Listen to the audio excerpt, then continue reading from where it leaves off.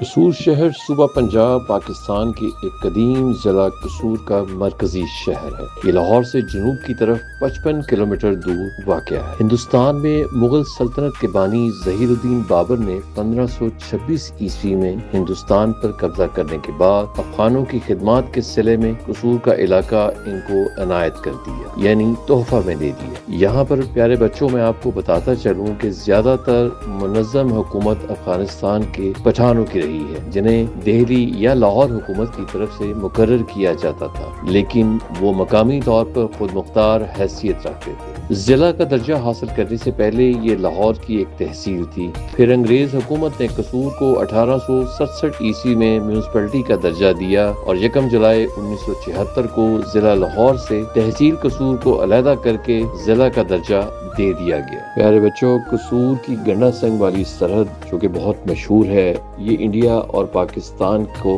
ملاتی ہے۔ یہاں پر پاکستان اور بھارت کی مشترکہ پرچم کشائی کی تقاریب بھی ہوتی ہیں۔ اس بارڈر کے دوسری طرف ہمسایہ ملک بھارت کا شہر فیروز پور ہے۔ اسی طرف 1965 کی پاک بھارت جنگ میں فتح ہونے والا بھارتی شہر کھیم کرن بھی ہے۔ یہاں پر ایک بڑی ٹینکوں کی جنگ بھی ہوئی تھی، جس کی وجہ سے اس مقام کو ٹینکوں کا قبرستان بھی کہا جاتا ہے۔